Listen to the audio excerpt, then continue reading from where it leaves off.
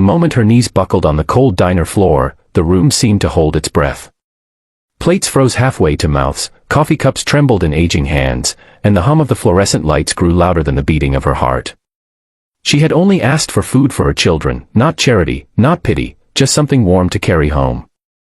But instead of kindness, she felt a rough hand shove her forward, her dignity scattering like crumbs across the tiled floor.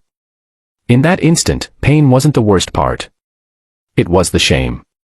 Before this story pulls you deeper, if you believe in kindness, second chances, and standing up for those who have nothing left to lose, please like this video, share it with someone who needs hope today, comment your thoughts, and subscribe to the channel Kindness Corner. And tell us in the comments where you are watching from, because compassion has no borders.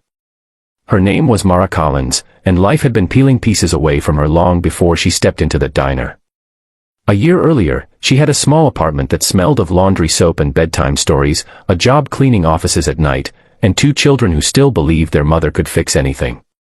Then the layoffs came, followed by rent notices taped to her door, and finally the quiet terror of watching cupboards empty faster than her hope. Mara did everything she could. She walked miles looking for work, swallowed her pride at food pantries, and learned how to stretch a single loaf of bread across 3 days. But that morning, her youngest had cried from hunger so hard that his face turned red, and something inside her cracked. She gathered every ounce of courage she had left and walked into the diner, thinking that asking for leftovers would be easier than watching her children sleep hungry again. The diner was warm, smelling of grease and coffee, and for a brief second, it felt like safety. The booths were filled with regulars who had stories etched into their wrinkles, people who came every morning because routine was the only thing keeping them upright. Behind the counter stood Ronan Keller, the manager, a man hardened by years of control and bitterness. He saw Mara not as a mother or a human being, but as a disruption. When she asked quietly if there was any food that would be thrown away, his face tightened with irritation. He saw weakness and decided to crush it. His voice rose, his temper flared, and before anyone could fully process what was happening, his hand was on her shoulder, shoving her back as if she were something dirty that needed to be swept out. Mara stumbled, her palms scraping the floor, her chest burning with humiliation. She tried to explain herself, but fear strangled her words. The room stayed silent, not because people agreed, but because fear spreads faster than courage. Some looked away, others stared in disbelief, and a few clutched their cups tighter, wishing they were anywhere else. Ronan's anger fed on that silence. He felt powerful, justified, convinced that he was protecting his business from someone he deemed lesser. He did not notice the diner door opening behind him, or the way the air shifted when heavy boots stepped inside. Outside, a group of bikers had stopped for breakfast, their engines cooling in the parking lot. They were not the monsters people imagined when they saw leather vests and tattoos. They were men and women who had learned loyalty the hard way, who understood what it meant to fall and be pulled back up by someone who refused to let go. Their leader, Elias Monroe, had lived a life that taught him how thin the line was between survival and despair. When they walked in and saw a woman on the floor with tears streaking her face, something ancient and unbreakable stirred in them. They didn't rush. They didn't shout. Their presence alone shifted the balance of the room. Elias took in the scene with a calm that made Ronan uneasy. The manager's anger faltered when he realized he was no longer the biggest force in the room. The bikers stood quietly, forming an unspoken wall, their eyes locked not with threat, but with judgment. The silence became unbearable.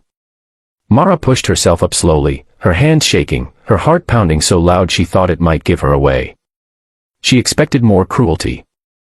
Instead, she felt something else fill the space, something warm and steady. Respect. The truth spilled out without anyone raising their voice.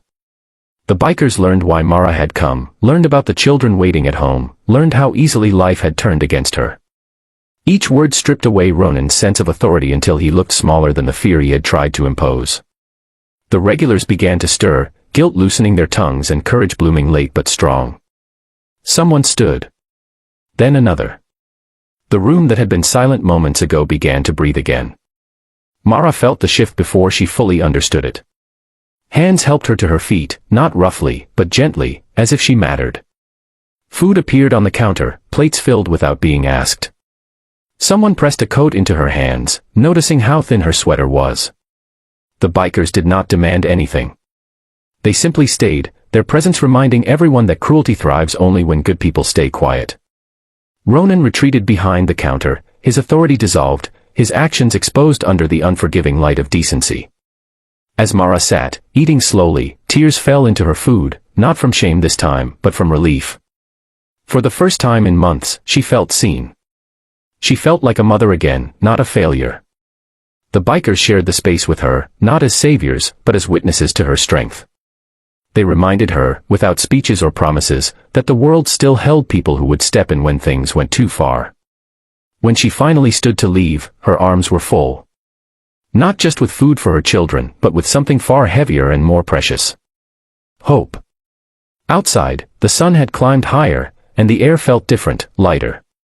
The engines of the bikes roared to life, not in menace, but in solidarity, a reminder that sometimes help arrives in forms you never expect.